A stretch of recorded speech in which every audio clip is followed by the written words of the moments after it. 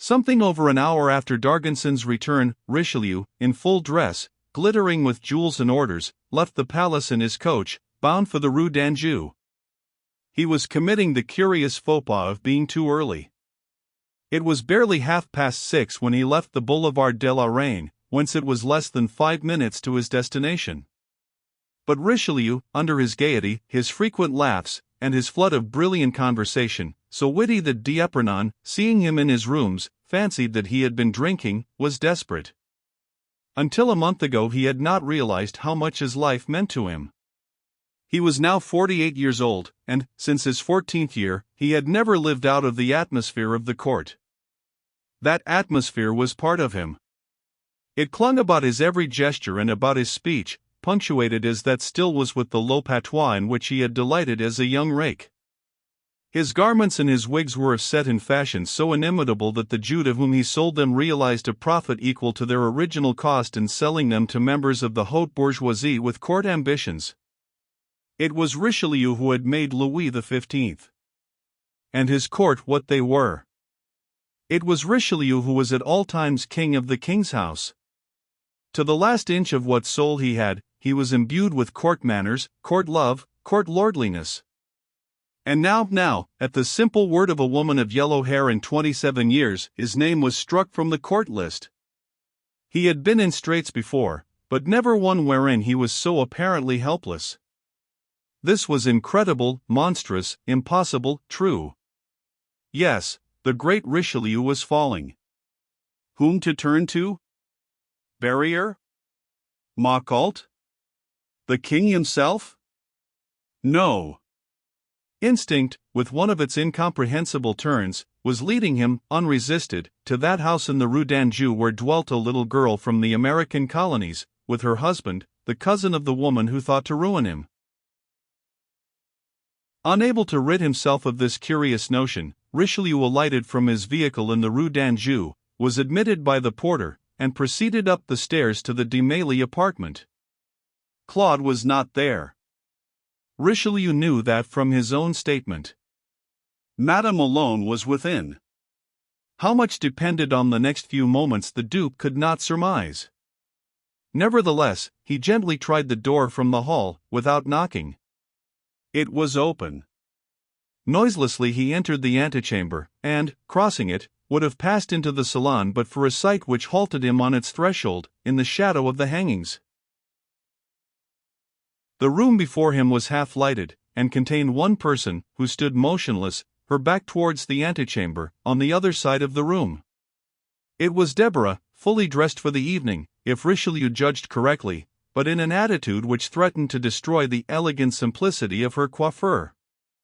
She was in front of a little cabinet which stood against the wall beside the mantelpiece, her two elbows, in their cloudy lace ruffles, resting upon one of the shelves.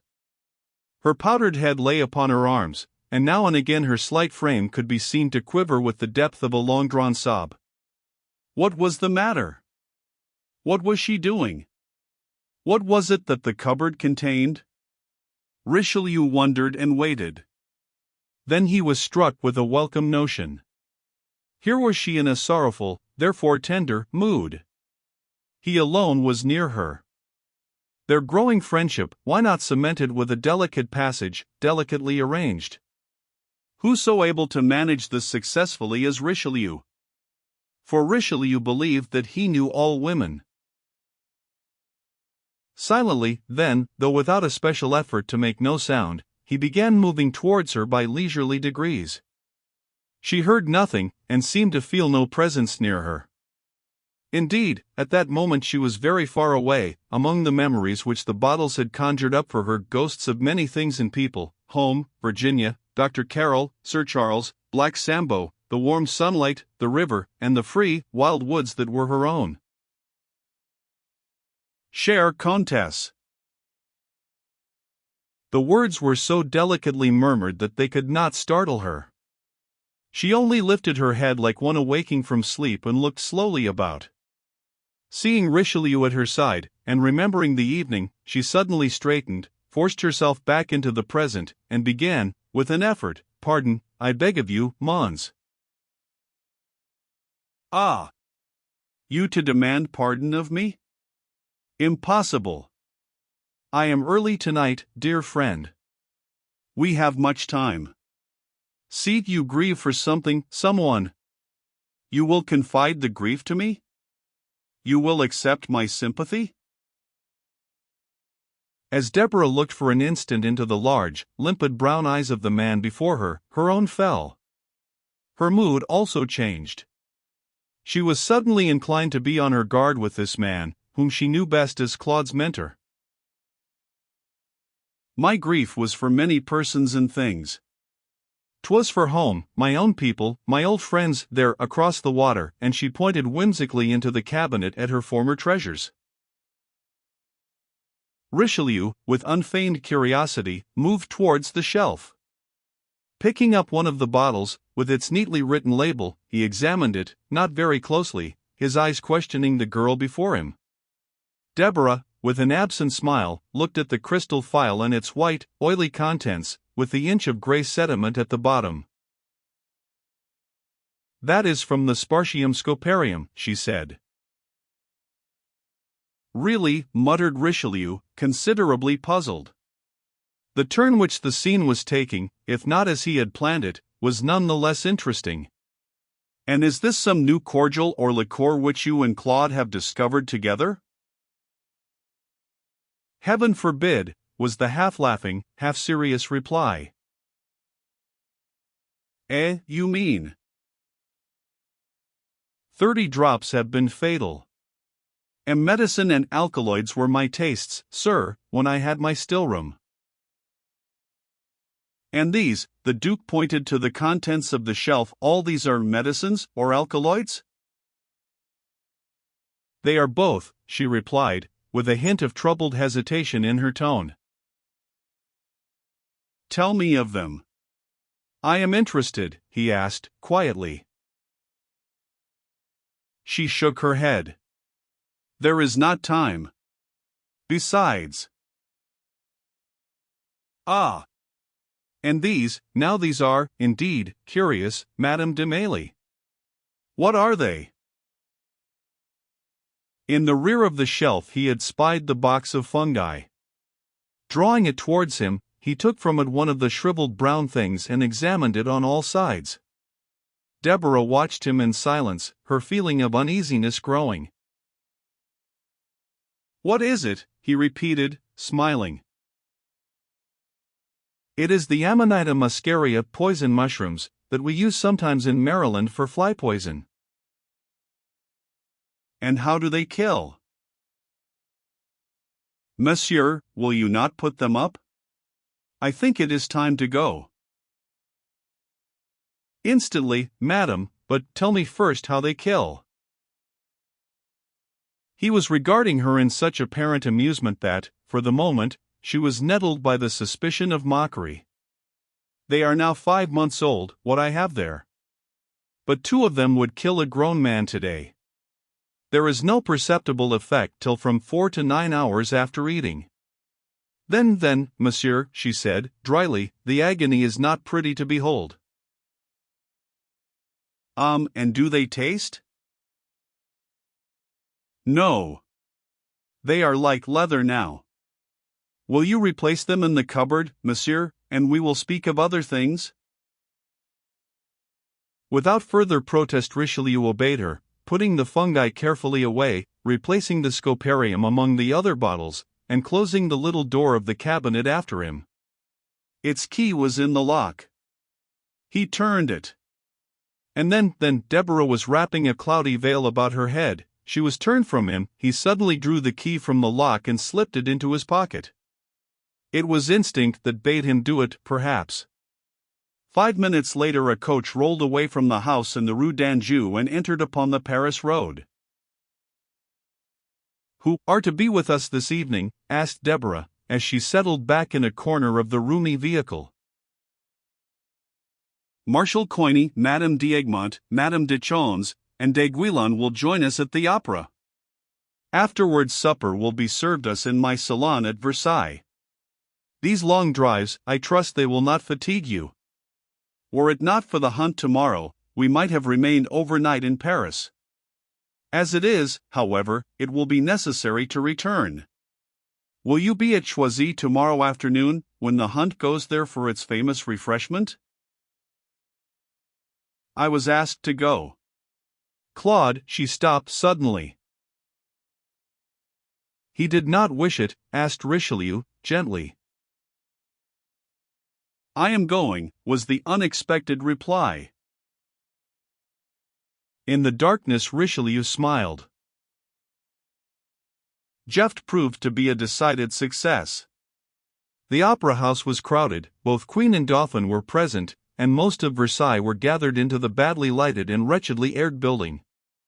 Richelieu's party were found to be fairly congenial, and the Duke, who had exerted himself almost beyond his powers, during the drive, to banish from Deborah's thoughts the incident of the cabinet, now allowed de Guilan to hold full sway over the conversation, and himself sat almost entirely silent during that part of the evening. How try to imagine the gradual trending of his thoughts? How surmise their final concentration? It is something that no mortal of inexperience has ever been able to conceive, no anthropologist capable of analyzing that secret, stealthy working of the brain faculties round and round one point, how they approach it nearer and nearer, retreat a little, hesitate, advance again, till the point has suddenly been reached, the idea and the will are one, determination is born. The party of 6 returned, after the opera, to Versailles, in one wide-seated coach. Arrived at the palace and Richelieu's apartment within it, supper was found awaiting them, and the evening progressed with all possible gaiety. Later the Marechal de Coigny escorted Madame de Mailly home, and, at 4 o'clock in the morning, long before the December dawn, Deborah Travis slept. His Grace de Richelieu was not so happy. Before his salon was cleared of the remains of supper and set to rights again, Grachet, his valet, had put him gently to bed, all pomaded, perfumed, silken-gowned, and capped. But the warming pan had made the sheets too hot, and the champagne had more than usually heated his head. He turned and tossed and twisted like any mortal, the great Richelieu, for the 2 heavy hours which constituted his night, and it was during that time that the determination was born. The idea and the will, the little bronze key and the desire to use it, had met. Crime, or the planning of crime, hovered there in the darkness over the heavy canopy. Satan, cloven-hoofed, laughing, reclined in a chair near his new friend. Richelieu fell gradually into a drowsy state. Strange whispers poured from his lips. Such a night he had not spent before, such would never spend again. Morning came, finally. The Duke rose, with relief, at a little past 6, and dressed by candlelight. Grachet wondered in sleepy silence as he prepared the chocolate at such an unheard-of hour, but came near to the unpardonable false step of an exclamation, when his master, toying idly with an egg, said, suddenly, "Grachet, go and ask Mouthier, His Majesty's chef, to come to me at once if he can. Rouse him, if he is not yet up." When the man had left the room upon his unprecedented errand, Richelieu flung down his napkin and sprang to his feet. To have seen his face and heard his hoarse breathing would have been to judge him physically in pain. He walked in great strides up and down the apartment, refusing to struggle against his impulses, crushing out the final prompting of a long week in other nature. Presently he came to a halt before his chamber door, just as Grachet re-entered, bringing with him an imposing personage, somewhat disheveled as to wig, but attired in a very neat black suit, with waistcoat of cherry silk, and the blue ribbon of his order elaborately arranged thereon. "M. Mouthier, my lord." "Good morning, Mouthier, good morning," observed the Duke, staring hard at the newcomer, and monotonously repeating his words. "You're early," he added, at length. "Your Grace, in 1 hour, in company with my staff, I depart for Choisy," responded the great cook, with reproachful respect and something of the manner of a world-famed general announcing the opening move of the campaign to his sovereign. "Ah, Choisy." Richelieu smiled as he drew out his words. Grachet stared at his master, and Mouthier instantly resolved to be eccentric of a morning, if possible. Mouthier, you are, today, going to allow His Majesty to create a vol au vent royal à la Chateauroux, is it not so? His Majesty has informed your grace? No. The gods whispered it. But, Mouthier, the gods refuse to go further than the name. Therefore I come to you, that I may learn more of a dish which a king will prepare for a duchess. Tell me, oh, Prince of thy art, is this dish of king sweet or sour, thick or thin, cold or hot? I would match my coat to its consistency. What ingredients does it contain? Of what is it compounded?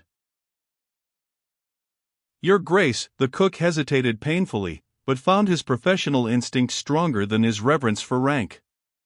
Your Grace, if I might be assured that Marin had nothing to do with this affair. Marin? Oh. I see. But you cannot deem Marin your rival? Mouthier, between us, Marin is a no-one, a second-rate man, unfit even for the taste of M. de Soubise. How the cordon bleu ever came to be delivered to him, bah! Mouthier, you would not imagine me as intriguing with a Marin, eh? Ah, Monseigneur, forgive. My suspicions were base, false. Monseigneur, the vol au vent royal à la Chateauroux was a pâté, a round pastry case, filled with a delightful compound of chicken, of sweetbreads, of truffles, of cockscombs, of mushrooms. Ah! You may go, Mouthier. You may go, I say. Grachet stole a terrified glance at the Duke.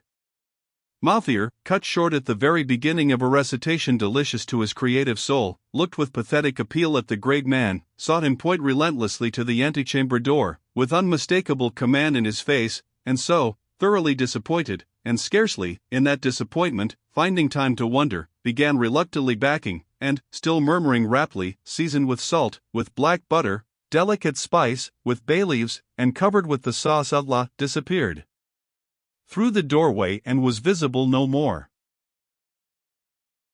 Ah! That is settled, then. Grachet, a cloak and hat. Monsieur? A cloak and hat. Diable! What has got you? The valet, stumbling with awkward haste, obeyed him. Richelieu wrapped himself in the cloak, took up the hat, and, before he left the room, tossed his man a louis d'or. There! I am not mad, Grachet, except in giving you that, perhaps. But be silent about Mouthier. You understand? Gold quickens the understanding. Grachet's eyes grew bright again as he murmured quickly, Mouthier was never here, Monsieur le Duc. Richelieu laughed. Very well. Have a good hunting suit out when I return, and I will ride Grail to the meet. Then Richelieu left his apartment and strode away through the dim, deserted corridors, carrying along with him a hollow, dreary echo. Descending the grand staircase where yesterday he had waited for Dargonson's return, he passed the drowsy guards in the vestibule, and entered into the grey, chilly morning. It was very cold. In the night the rain had turned to snow, and the great cross canal lay before him frozen to ice. The esplanade, the Star, and the park were covered with soft white, still unbroken, for it was too early as yet for marring footprints. With blood quickening in his veins, and breath smoking in the frosty air, Richelieu hurried into the desolate park, emerging at length on the Avenue de Paris, on the edge of the town of Versailles. The little city was barely awake. The dwelling streets were still. Nevertheless, 2 or 3 men whom Richelieu knew, and who took as much pains as he could have wished to avoid notice, were moving dismally, on foot or in chairs, to their respective rooms. Shutters of shops were being taken down, and a single church clock boomed 7:15 when the Duke halted before the house in the Rue d'Anjou. Richelieu had some difficulty in rousing the concierge. When the door was finally opened to him by a man in a red nightcap, he pulled his own hat so far over his face and his cloak so much about his ears as to be unrecognizable, and hastened upstairs. At the door of the de Mailly apartment he stopped, hesitating. Was anyone up within? He was, perhaps, ruining himself by coming so early, yet it was the only thing to be done. From an inner pocket he pulled the little bronze key to the cabinet in the salon so near at hand. The sight gave him courage, and he tapped at the door. There was a pause. His heart beat furiously now. Presently he tapped again. Thereupon, as much to his surprise as to his relief, the door was thrown open by a tired-looking lackey. Richelieu walked swiftly into the antechamber, passed through it, and paused in the salon, where the servant, astonished and mistrustful, came up with him. Here the Duke removed his hat. Your Grace.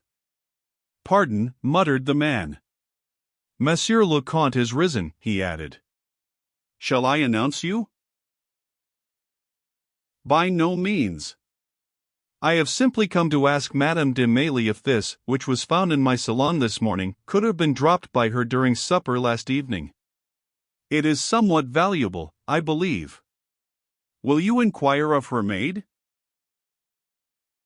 Richelieu held out to the man a pearl pin containing stones of some rarity, which, as a matter of fact, belonged to himself. The servant looked at it and slightly shook his head, but, catching a peremptory glance from the Duke, he went off, wondering why such a man as Richelieu had not sent a servant on his errand. The moment that he was left alone, the man who bore the family name of Louis XIII's great minister turned sharply towards the little black cabinet by the wall. With a cold hand, his limbs stiffened, all apprehension stifled by his eagerness, he unlocked the door, thrust his hand inside to that little box that lay just where he had placed it on the night before, extracted therefrom 4 of the small, round, dry mushrooms, placed them in an inner pocket of his coat, closed the door again, relocked it, put the key on the mantel, in the shadow of a porcelain vase, and was sitting down, tapping the floor impatiently with his foot, when the lackey returned. Empty-handed. The pin does belong to Madame, Monsieur le Duc.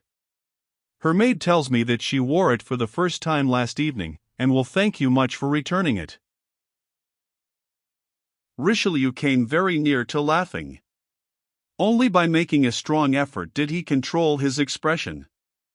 I am delighted that it was found, he murmured, and thereupon he rapidly departed from that small apartment where, it seemed, dwelt more people than M. and Madame de Mailly. After all, Duplessis could not have disposed of his pearls to better advantage. He had not been designed by nature for such a part as he was playing now, and the affair could scarcely have been conducted with less prudence. Providence or Satan had favored him in a most unexpected way, for who was there now to tell of his early and unwanted visit to the de Mailly household? Certainly not the clever person who had made 5 or 10,000 livres out of it. On his return walk towards the palace, Monsieur le Duc mused appreciatively on the past incident. I wonder if it behooves me quietly to signify to Claude that such a man as his first lackey is wasting a valuable life in his present position? No. On the contrary, I will let Claude discover that for himself. When that man is discharged, I should very much like to employ him.